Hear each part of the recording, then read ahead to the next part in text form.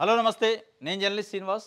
ఈరోజు వెలుగు పేపర్‌లో గ్రామ పంచాయతీ ఎన్నికలకు సంబంధించి రేపో మాపో షెడ్యూల్ రాబోతుంది. కాంగ్రెస్ పార్టీ కామారెడ్డి డిక్లరేషన్ పేరుతోని 42% రిజర్వేషన్లు మేము బీసీలకు ఇస్తాం స్థానిక సంస్థలు అని చెప్పింది. అది చట్టబద్ధంగా వీలు కావట్లేదు కాబట్టి పార్టీ పరంగా ఇస్తామని నిర్ణయం తీసుకుంది. ఆల్రెడీ గవర్నమెంట్ అఫీషియల్‌గా 46 జీవో ఇచ్చింది. ఏ గ్రామ పంచాయతీ, ఏ వార్డు, ఏ రిజర్వేషన్‌కి కేటాయించారు, ఏది ఓపెనో, ఏది రిజర్వేషన్ అనేది క్లారిటీ వచ్చేసింది. దాంట్లో 50% గ్రామ పంచాయతీలు ఓపెన్‌కి వచ్చినాయి. మిగతా 50% ఎస్సీ, ఎస్టీ, బీసీకి వచ్చినాయి. ఇక్కడ కేవలం బీసీలకు వచ్చింది 20, 22% వచ్చినాయి. కొన్నిసార్లు 15% కూడా వచ్చినాయి. మరి మిగతా 42% రీచ్ కావడానికి పార్టీ పరంగా ఇస్తున్నారు. ఎట్లా ఇస్తారు?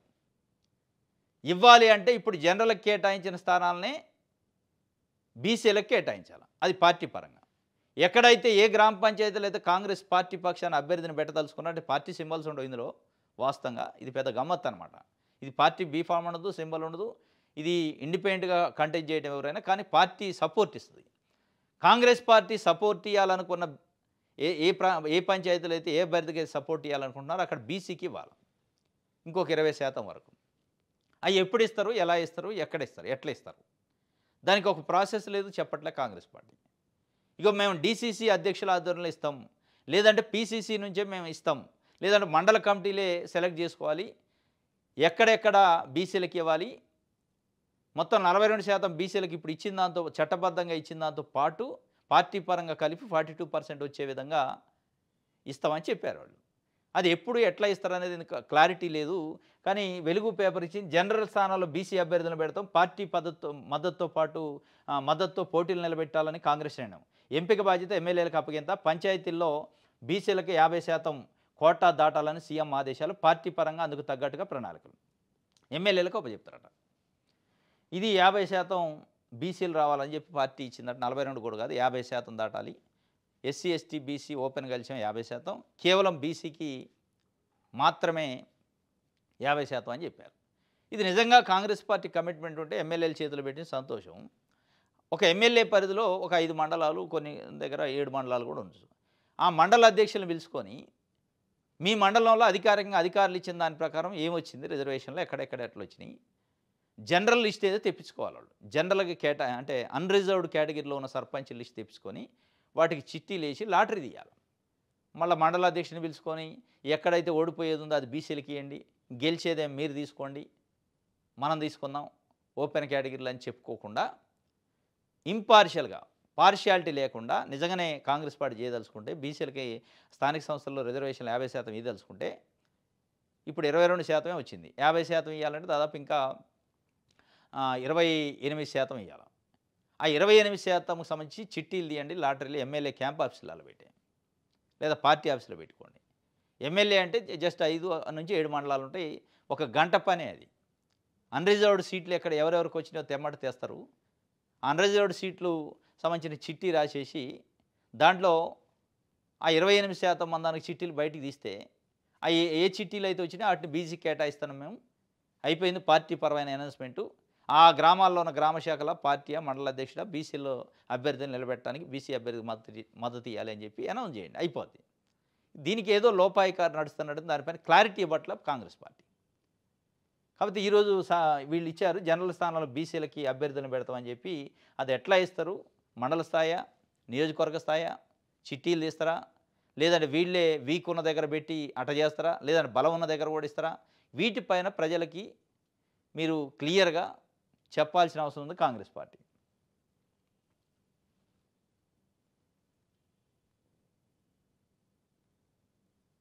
కొన్ని మండలాల్లో ఒక్కటి కూడా రాలేదట.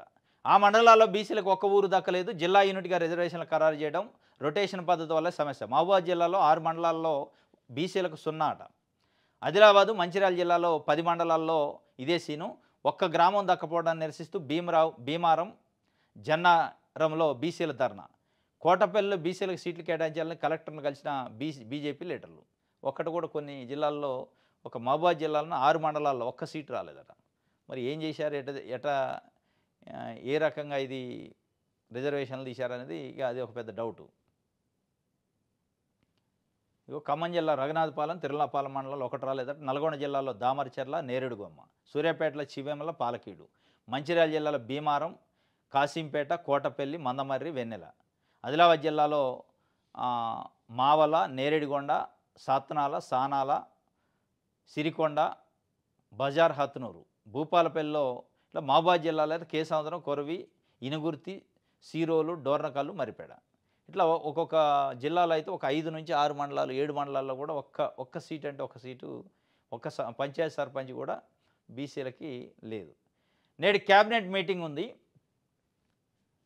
ఈ గ్రామ పంచాయతీ ఎన్నికలకు సంబంధించి కీలకమైన ప్రకటన వచ్చే అవకాశం ఉంది. క్యాబినెట్ మీటింగ్ తర్వాత ఈరోజా రేపా ఎన్నికల షెడ్యూల్ కూడా వచ్చే అవకాశం ఉందట. దానికి సంబంధించి ఒక వార్తనిచ్చారు. పిచ్చి పిచ్చిగా మాట్లాడితే పుచ్చ లేచిపోద్ది అంటుంది ఎమ్మెల్సీ కవిత గారు. ఎవరిని అనుకుంటున్నారు? మాజీ మంత్రి, వ్యవసాయ శాఖ మంత్రి నిరంజన్ రెడ్డి వనపర్తిలో ఆమె మాట్లాడింది. నీళ్ళ మంత్రి అని ఒక చుక్క నీళ్లు కూడా తేకుండా నీళ్ళ మంత్రి అని పేరు పెట్టుకుంటూ చెప్పించుకుంటున్నాను. ఆయన ఏమండో నువ్వు లిక్కర్ రాని నీకు పేరు వచ్చింది, నాకు నీళ్ళ మంత్రి అని నేను చెప్పించుకోలే, ప్రజలు చెప్పారు. ఆ నీళ్ళ మంత్రి కూడా మీ నాయన క్యాబినెట్లో నేను మంత్రిని అంటే ఒక చుక్క నీళ్లు తేలేదని ఆమె ఒప్పుకుంటుంది. మీ నాన్న 10 సంవత్సరాలు చేసిన పరిపాలనలో ఒక చుక్క నీళ్లు మహబూబ్నగర్ రాలేదు అనేది ఆమె ఒప్పుకుంది. ఇక పిచ్చి పిచ్చి మాట్లాడితే పుచ్చలు లేస్తాయి అంటుంది. సీరియస్గా చెప్పింది నిరంజన్ రెడ్డిని హరీష్ రావు కాపాడుతాడు, నిరంజన్ రెడ్డి అవినీతి బయట రాకుండా అని చెప్పి.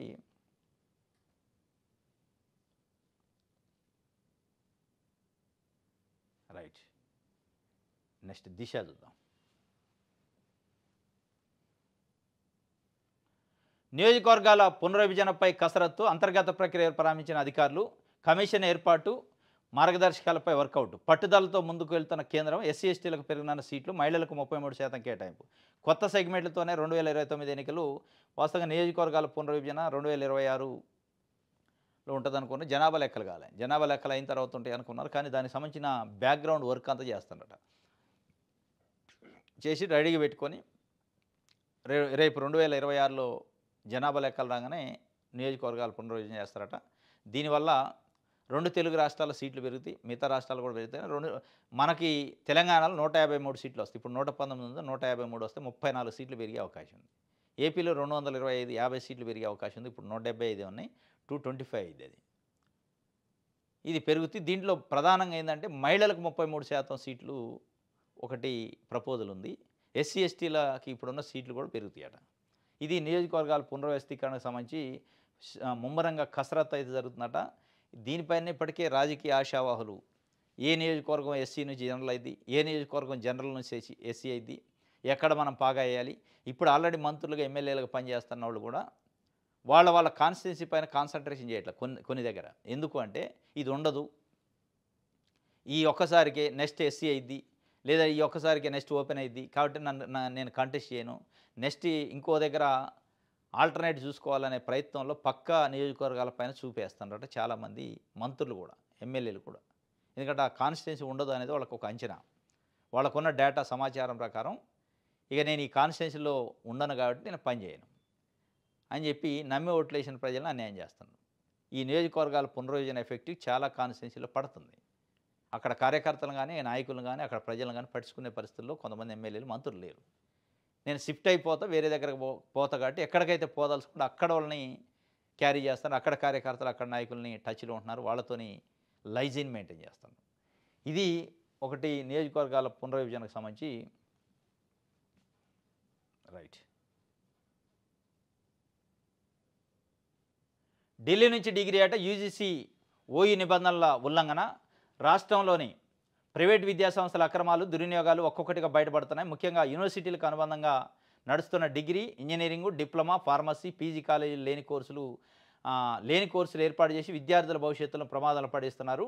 డిగ్రీ, పీజీ కోర్సుల్లో కాలేజీ యాజమాన్యాలు పలు కారణాలతో కోర్సులను దుర్వినియోగం చేస్తున్నారు. తెలంగాణలో ఓయూ గుర్తింపు ఉండి ఇతర రాష్ట్రాల యూనివర్సిటీ కోర్సులను కొన్ని ప్రైవేట్ కాలేజీలు నిర్వహిస్తున్నాయి. ఈ కాలేజీలు ఇచ్చే సర్టిఫికేట్లు విద్యార్థులకు ఎక్కడా ఉపయోగపడవని పలువురు విద్యార్థి సంఘాలు వాపోతున్నాయి. 8 లక్షలు జరిమానా వేశారు. నిన్న ఉస్మానియా యూనివర్సిటీకి అనుబంధంగా ఉన్న రామ్నగరు, మియాపూరు, లింగంపల్లిలోని సన్ డిగ్రీ కాలేజీలను ఉన్నాయి.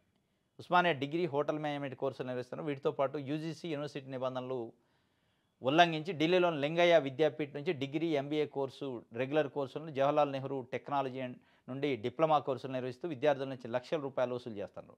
జూలైలో సన్ డిగ్రీ కళాశాలపై సిజేఎస్ అధ్యక్షుడు మాసారం ప్రేమకుమార్ ఫిర్యాదు చేయడంతో Osmania university audit cell director దీనికి సంబంధించి మనం మాసారం ప్రేమకుమార్ని అడుగుదాం. ఆయన కంప్లైంట్ చేస్తే 8 లక్షల రూపాయలు ఫైన్ ఇంపోజ్ చేశారట. ఉస్మానియా యూనివర్సిటీ అనుబంధం అంటే గుర్తింపు పొందిన సన్ డిగ్రీ కాలేజీ నుంచి. ఇది నాకు తెలిసి మొట్టమొదటిసారి ఈ స్థాయిలో ఫైన్ వేయడం ఒక డిగ్రీ కాలేజీకి. Hello hello good morning Prem. ఇది ఏంటి ఏదో కంప్లైంట్ ఇచ్చారట, సన్ డిగ్రీ కాలేజ్ సంబంధించి 8 లక్షల ఫైన్ ఇంపోజ్ చేశారు ఉస్మానియా యూనివర్సిటీ అని దిశ పేపర్లో ఒక న్యూస్ ఈరోజు వచ్చింది. ఢిల్లీ నుంచి డిగ్రీ అట, ఏంటిది అన్న? యాక్చువల్గా ఇది సన్ డిగ్రీ కాలేజ్ అనేది మనకు ఉస్మానియా యూనివర్సిటీ పరిధిలో ఉన్నటువంటి అఫిలియేటెడ్ డిగ్రీ కాలేజ్ అన్న. అది Ramnagar and Miyapur and I think Lingampalli అనుకుంటా, 3 బ్రాంచ్లలో డిగ్రీ కాలేజ్ ఉంది. సో వీళ్ళు బీబీఏ అండ్ హోటల్ మేనేజ్మెంట్ ఇలాంటి కోర్సులు వీళ్ళన్ని డిగ్రీ అండ్ డిప్లొమాకి సంబంధించిన కొన్ని కోర్సులు వీళ్ళు నిర్వహించుకుంటారు అఫీషియల్ గా. సో వీటితో పాటు వీళ్ళు ఏం చేశారంటన్నా, ఢిల్లీలో ఉన్నటువంటి లింగయ్య విద్యాపీఠ నుంచి, అవి రెగ్యులర్ యూనివర్సిటీస్ అన్నట్టు, లింగయ్య విద్యాపీఠ నుంచి degree and MBA and Jawaharlal technology university నుంచి డిప్లొమా కోర్సులను అక్కడ అది కూడా రెగ్యులరే. సో ఢిల్లీలో ఉన్నటువంటి ఇక్కడి నుంచి రెగ్యులర్ కోర్సులను మన హైదరాబాద్ లో నిర్వహిస్తుంది Sun degree college. Not only Hyderabad అన్న, ఏపీలో కూడా విశాఖపట్నంలో కూడా ఇది వీళ్ళు నిర్వహిస్తా ఉన్నారు. సో ఇది యూజీసీ నిబంధనలకు విరుద్ధం. ఎప్పుడు కూడా ఒక రెగ్యులర్ డిగ్రీ కాలేజీలో ఇంకొక ఇతర స్టేట్ కి సంబంధించిన అదర్ స్టేట్ కి సంబంధించిన రెగ్యులర్ కోర్సును కండక్ట్ చేయొద్దు. సో అందుకే నేను జూలైలో వీటిపైన అంత హోంవర్క్ చేసి వైస్ ఛాన్సలర్ విసి గారికి, ఆర్టిఫిషియల్ డైరెక్టర్ గారికి నేను ఉస్మానియా యూనివర్సిటీ వారికి కంప్లైంట్ పెట్టడం జరిగిందన్న, విత్ ఆల్ ఎవిడెన్స్ అన్న. కంప్లీట్ ఎవిడెన్స్ చేసిన తర్వాత, ఎవిడెన్స్ పెట్టిన తర్వాత వీళ్ళు ప్రాపర్ గా ఎంక్వైరీ చేశారు, సడన్ ఇన్స్పెక్షన్ చేశారు ఆడిషనల్ డైరెక్టర్ కిషన్ గారు. సో అందుకే నేను firstly I would like to thanks to vice chancellor of Osmania University professor Kumar garu and also director of audit cell Osmania University professor Kishan garu.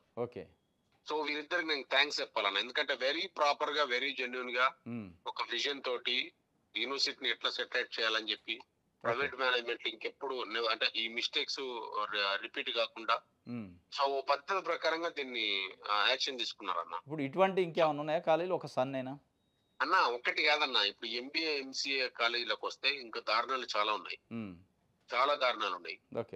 So వాటికి కూడా ఇదే గతి పడుతుంది అన్న. కాకుంటే నాకున్న నమ్మకం ఏంటంటే వైస్ ఛాన్సలర్ గారు ప్రతి ఒక్క కాలేజీకి ఇదే సర్ప్రైజ్ ఇస్తారని నేను నమ్ముతున్నా, ఇస్తారు కూడా, ఎందుకంటే నాకు ఆ నమ్మకం ఉంది. సో ఎంబీఏ ఎంసీఏ ఏదైతే నేను ఇంతకుముందు గతంలో 43 కాలేజీల మీద ఇచ్చానో వాటన్నిటికీ ఎవరు ఊహించని రీతిలో ఇదే సడన్ సర్ప్రైజ్ ఉంటది.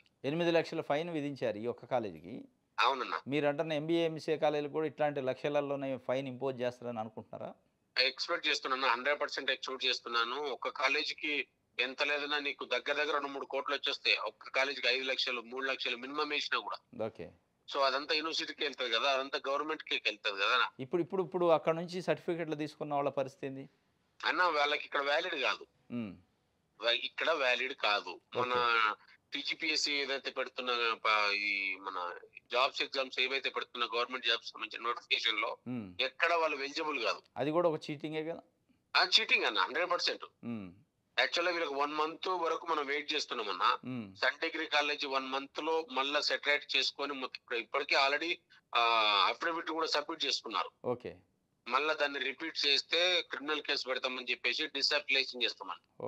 1 మంత్ లో అదే రిపీట్ అయితే 100% అది డిసప్లికేషన్ అవుతుంది. హైదరాబాద్ లోనే సన్ డిగ్రీ కాలేజ్ ఉండదు. అసలు రెగ్యులర్ కాలేజ్ కూడా నడవనీరిక. అది అఫిడవిట్ కూడా తీసుకున్నారు అన్న, అఫీషియల్ గా తీసుకున్నారు యూనివర్సిటీ. అది మొత్తానికి 8 లక్షల ఫైన్ ఇంపోజ్ చేయించారు. అవునన్న, హిస్టరీలో అది ఓయూ హిస్టరీలో. ఇప్పుడు అంటే నాట్ ఓన్లీ ఇప్పుడు ఇది కాదన్న, 8 లక్షలు అనేది ఇప్పుడు కాదు. నేను యాక్చువల్ గా మన నాగార్జున యూనివర్సిటీకి సంబంధించిన డిస్టెన్స్ మోడ్ నడిపేటప్పుడు కూడా నేను అదే రిక్వెస్ట్ చేసుకునేది అప్పుడు గోపాల్ రెడ్డి గారికి కూడా, అప్పుడు రిజిస్ట్రార్ ఆయన. అప్పుడు 5 లక్షలు వేస్తే దాదాపు 5 కోట్ల చిల్లర అవుతుండే అమౌంట్. 5,20,00,000 రూపాయలు పెనాల్టీ పడాలి. దాన్ని పైరవులు చేయించుకొని దాన్ని మొత్తం మీద ఆపుకున్నారు. ఓకే. మొత్తానికి ఇప్పుడు కానీ ఎంబీఏ నైతికంగా నేను అప్పుడు విన్ అయ్యాను. 5,20,00,000 రూపాయల పెనాల్టీలు నైతికంగానే పడ్డట్టే అందరికి. ఓకే. మొత్తానికి ఎంబీఏ, ఎంసీఏ కాలేజీల పైన కూడా ఇట్లాంటి ఆశించవచ్చు చర్యలు ఉంటాయని. 100% అన్న సడన్ సర్ప్రైజ్ ఎవరు ఊహించరు ఇది. ఓకే. ఎవరు ఎక్స్‌పెక్ట్ కూడా చేయరు. ఓకే. ఓకే. ఓకే. అందరికి ఇలాంటి బహుమతులే ఉంటాయి. Okay. Okay. Thank you Prem. Right అన్న. రైట్. ఇది ఢిల్లీ నుంచి డిగ్రీ కార్యక్రమానికి సంబంధించి ఒక బోగస్ స్టడీ సెంటర్ పెట్టి విద్యార్థులకి డిగ్రీ పట్టాలు ఇస్తారట లక్షల రూపాయలు తీసుకొని. ఆ పట్టా దేనికి పనికిరాదు, నాలుగు గీలుకోవడానికి పనికిరాదు. దాన్ని బయట పెట్టిండు ప్రేమ్ కుమార్, క్రిస్టియన్ జనసమితి రాష్ట్ర అధ్యక్షుడు. దానికి 8 లక్షల రూపాయలు ఫైన్ వేశారు. ఇటువంటి నిరుద్యోగులు కానీ విద్యార్థులు కానీ గమనించుకోవాలి. ఇటువంటి విద్యాపీఠాలు, ఇటువంటి బోగస్ సంస్థల పేరుతోని లక్షల రూపాయలు తగలబెట్టి సర్టిఫికేట్లు తెచ్చుకోమాకండి. ఒక ప్రాపర్గా ప్రాసెస్లో తెచ్చుకోవాలి. అది తెచ్చుకుంటేనే యూజ్ అవుతుంది తప్ప దేనికి యూజ్ కావాలి. ఆంధ్రప్రభ చూద్దాం. ఇంధనమ్మ చీరల్లో వచ్చి ఓటేయండి, నాకు మీరిచ్చే ఆశీర్వాదం ఇదే. అంటే ఓటేయడం కోసం ఇస్తున్నట్టుంది రేవంత్ రెడ్డి గారు. గ్రామ పంచాయతీ ఎన్నికలు ఉన్నాయి కదా, ఇప్పుడు మీరు 2 సంవత్సరాల్లో గుర్తురాని ఇంధనమ్మ చీరలు ఇప్పుడే గుర్తు వచ్చినాయంటే గ్రామ పంచాయతీ ఎన్నికలు ఉన్నాయి కాబట్టి నేను చీరిస్తున్నా, మీరు ఓటేయండి. చీర సారే ఓట్ల కోసం ఇచ్చినట్టుంది, వాళ్ళ మీద అంటే వాళ్ళ కోసం ఇచ్చినట్లేదు, మహిళల కోసం. ఇప్పుడు ఇంధనమ్మ చీర కట్టుకొని ఓట్లు వేయడానికి రండి అన్నారు మీరు. వాళ్ళు ఏమడుగుతున్నారంటే మహిళలు 2,500 నెలకిస్తానన్నారు, 2 సంవత్సరాలు అయిపోయింది, ఆ బాకీ అంత ఇస్తూ నెక్స్ట్ కూడా ఇస్తా అని చెప్పి మీరు చెప్తే వాటిని ఇంట్లో పెట్టుకొని బీరువాలో మేము ఓటేయడానికి వస్తామని చెప్తున్నారు. సంవత్సరానికి 30,000, 2 సంవత్సరాలు కంప్లీట్ అయింది, 60,000 రూపాయలు వాళ్ళకి ఇవ్వాలి. మహిళలు ఈరోజు లిటరల్గా అడుగుతున్నారు, మాకు 60,000 రూపాయలు ఇవ్వండి, వాటిని తీసుకుపోయి ఎక్కడో బంగారం కొనుక్కుంటాం, చీరలు కొనుక్కుంటాం, సార్లు కొనుక్కుంటాం, పిల్లలకి ఏదైనా చేయించుకుంటాం, అవి ఇస్తే వాటిని తలుచుకుంటూ వచ్చి నీకు ఓటేస్తాం తప్ప నువ్వు చీర ఇచ్చి ఇక నాకు ఓటేయండి అంటే చీర నువ్వు ఇయ్యలే, మీరే ఇయ్యలే. స్టార్టింగ్ కేసీఆర్ కూడా ఇచ్చాడు సంవత్సరం. అదే చీరలో కాస్త క్వాలిటీ డిజైన్స్ ఉన్నాయి కానీ ఇది కాదు మిమ్మల్ని అడిగింది. మీరు ఇచ్చిన 6 గ్యారెంటీల్లో చీర లేదు, మీరు ఇచ్చిన 6 గ్యారెంటీల్లో ఉంది 2,500 ఉంది, అది ఇవ్వండి అని మహిళలు అడుగుతున్నారు. ఆయన నాకు మీరు ఇచ్చే ఆశీర్వాదం ఇది అండి, నిరంతరం అందుబాటులో ఉండి మీ పనులు చేసి పెట్టేవారిని సర్పంచులుగా ఎన్నుకోండి అని చెప్పి చెప్తున్నారు. బీసీలకు ద్రోహం, కాంగ్రెస్ను వదలం, ఇక ఢిల్లీకే, రాహుల్ గాంధీని నిలదీస్తాం, ప్రజాక్షేత్రంలోనే గుణపాఠం చెప్తాం, బీసీలకు ద్రోహం, కాంగ్రెస్ను వదలం ఇప్పుడు చెప్తుండే, ఇక ఢిల్లీ కాట. ఇన్ని రోజులు ఎందుకు పోలే? అంటే రాహుల్ గాంధీని నిలదీయడానికి పోతారంటున్నారు కానీ బీసీలకు రిజర్వేషన్ తేయడానికి మోడీని నిలదీస్తారంటలే కేటీఆర్ గారు. రాహుల్ గాంధీని నిలదీస్తే ఏమొస్తుంది? రాజకీయం అవుతుంది. రాహుల్ గాంధీని నిలదీసే రాజకీయం కాకుండా రాహుల్ గాంధీని కూడా కలుపుకొని వస్తే, లేదంటే మీరే పోయి ఢిల్లీలో పోరాటం చేయండి బీసీల తరఫున. కాంగ్రెస్ మోసం చేసింది, మీరు మంచి చేస్తారని నమ్ముతారు. అది వదిలిపెట్టి మళ్ళీ రాహుల్ గాంధీని నిలదీస్తాం. ఇప్పుడు రాహుల్ గాంధీని నిలదీస్తే రాహుల్ గాంధీ చట్టం చేస్తే అయ్యేది కాదు, కేంద్రంలో ఉన్న కేంద్ర ప్రభుత్వం చట్టం చేయాలి. మోడీ గారు చొరవతోని వస్తే అది చేయాలి. అది చేయట్లేదు. మీరు రాహుల్ గాంధీని నిలదీస్తా ఢిల్లీ పోయి అంటున్నారంటే రాజకీయం ఉంది అందులో. బీసీలకు ఈరోజు కావాల్సింది రాజకీయం కాదు, ఒకళ్ళపైన ఒకళ్ళు విమర్శలు కాదు, ఎత్తుగళ్ళు కాదు. బీసీలకు కావాల్సింది 42% రిజర్వేషన్. అది చేయాలంటే మీరు రాజకీయం చేయొద్దు, రాజకీయం చేయకుండా కేవలం ఉద్యమం మాత్రమే చేయాలి. హిల్ట్పీ ఎలా లీక్ అయింది? తయారీ దశలో ఉన్న ఉత్తర్వులు బయటకు పొక్కడంపై సీఎం రేవంత్ సీరియస్, బాధ్యులు ఎవరో తేల్చాలని నిఘా చీఫ్కు ఆదేశం. రంగంలోకి దిగిన ఇంటెలిజెన్స్ ఉన్నతాధికారులు బాధ్యులపై కఠించారు. హిల్ట్పీ ఎలా లీక్ అయింది? హిల్ట్పీ అంటే HILT, Hyderabad industrial lands transformation. గతంలో ఇండస్ట్రీస్ కోసం ఇచ్చిన ల్యాండ్ని ఇప్పుడు రెసిడెన్షియల్గా, కమర్షియల్ జోన్లుగా ట్రాన్స్ఫర్ చేయడానికి సంబంధించి 100 ఎకరాల భూమి 5 లక్షల కోట్ల రూపాయలు, 9,000 ఎకరాల భూమి అట, 5 లక్షల కోట్ల రూపాయలు అవినీతి అవుతుందని బీఆర్ఎస్ ఇప్పటికీ ఆరోపిస్తుంది. అసలు ఆ జియో నెంబర్ 27 ఏదో ఇష్యూ చేశారు నిన్న. ఆ జియో బయటికి రాకముందే బీఆర్ఎస్ వాళ్ళ చేతికి వచ్చింది. అంటే రేవంత్ రెడ్డి గారి ప్రభుత్వంలో అధికారులపైన ఎంత మేరకు పట్టుంది ఆయనకి, అధికార యంత్రాంగం సీక్రెసీ ఎంత మెయింటైన్ చేస్తుందని దీన్ని బట్టి అర్థమైంది. సరే, హిల్ట్పీ ఎట్లా లీక్ అయింది? హిల్ట్పీ లీక్ కావటం కూడా వాస్తవంగా ప్రభుత్వ అధికారులుగా ఉండి బయట వ్యక్తులకి ముందే లీక్ చేయడం అనేది తప్పే ఎట్టి పరిస్థితుల్లో. దాంతోపాటు అసలు మీరు చేస్తున్న తప్పేంది? హిల్ట్పీతోని Hyderabad industrial lands transformation policy పేరుతోని అగ్గోకి ప్రైవేటు వ్యక్తులకి కేటాయించే కార్యక్రమం వల్ల ఈరోజు రాష్ట్రానికి సంబంధించి కొన్ని లక్షల కోట్ల ఆదాయాన్ని మీరు కొల్లగొడుతున్నట్టయింది. రాష్ట్ర ప్రజల నోటికాడు ముద్రను గుంజినట్టయింది. దానిపైన పునరాలోచించుకోండి. లీక్ ఎట్లయిందో తర్వాత ముచ్చట అది మీరు చేసుకోండి. కానీ ఇంటర్నల్గా ఈ లీక్ కంటే వీక్ అవుతుంది పార్టీ, మీ ప్రభుత్వం కూడా దీనివల్ల. ఈ ఈ అవినీతి ప్రభుత్వ పెద్దల ప్రోత్సాహంతోనే, మరీ ముఖ్యంగా రేవంత్ రెడ్డి గారి కుటుంబ సభ్యులు, రేవంత్ రెడ్డి గారి బంధువర్గం దీని వెనక ఉండి నడిపిస్తుంది. ఎక్కడెక్కడ ప్రైవేటు పారిశ్రామికవేత్తలు గతంలో భూములు ఇచ్చారో అవన్నీ ఎక్కడ ఖాళీగా ఉన్నాయి, ఆ ఖాళీగా ఉన్న వాటిని ఏ ప్రైవేట్ కంపెనీకి హిల్ట్ పీ పేరుతో ఇవ్వాలి, దాని వెనక మనోళ్ళు ఎవరు ఉండాలి. దాంట్లో కూడా ఎంత దారుణం అంటే ఎస్ఆర్ఓ వాల్యూ అంటే కార్డు వాల్యూలో 30% పే చేస్తారు వాళ్ళకి రిజిస్ట్రేషన్ అనట. ఎంత దారుణమైన విషయం. హైదరాబాద్లో ఈరోజు ఒక ఎకరం 100 నుంచి 150 కోట్ల ధర పలుకుతుంటే హైదరాబాద్ నడిబోడ్లో కార్డు వాల్యూలో 30% తీసుకొని కేటాయించేంత ఔదార్యం ఎవరి కోసం, దేనికోసం? ఏ పేద ప్రజలకు ఇళ్ల జాగాలు ఇస్తారు మీరు? ఎవరో బిల్డర్లకి, రియల్ ఎస్టేట్ వ్యాపారులకు ఇచ్చి దాంట్లో కిడ్ ప్రోకో ఉంది తప్ప దీంట్లో ఏం లేదు. హిల్ట్ పీ అనేది పెద్ద బోగసు కుంభకోణం. ఇది లీక్ ఎట్లయిందని ఆలోచిస్తున్నారు తప్ప అసలు ఇది ఎందుకు చేస్తానో, దీనివల్ల ఎవరికి ఉపయోగం ఆలోచించట్లేదు. నేను రాజీనామా చేయడం లేదు, స్పీకర్ అనే ఏదైనా ఎదుర్కొనేందుకు సిద్ధంగా ఉన్నా. కడియం శ్రీహరి గారు స్టేషన్ కనుపూర్ రాజీనామా చేస్తే గెలవడానికి డౌట్ ఉన్నట్టుంది. నేను రాజీనామా చేయను, రాజీనామా చేయకపోతే డిస్క్వాలిఫై చేస్తున్నాను అంటే స్పీకర్ నుంచి ఏదో అభయం వచ్చినట్టుంది, ఇక టైం ఇచ్చినట్టుంది. నేను రాజీనామా చేయనంటే చేయను అంటున్నాను. ఎవరైనా రాజకీయ పార్టీ నాయకులు వాళ్ళపైన ఫిరాయింపులు ఇంకోటి ఆరోపణలు ఇస్తే రాజీనామా చేస్తే నాకు పదవి గడ్డిపోస్తో సమానం, నిజమైన రాజకీయ నాయకులు కమిట్మెంట్ ఉన్నవాళ్ళు అని అంటారు. లేదు అంటాడు ఆయన. నేను రాజీనామా చేసే పరిస్థితి లేదు, సీట్ వదిలిపెట్టను అంటాడు. రాజకీయ నాయకుల పరిస్థితి ఇంకొక దశలో అసలు నేను పార్టీ మారలేదు అన్నాడు. ఎక్కడ ఉండాలనో అక్కడనే ఉన్నా అన్నాడు.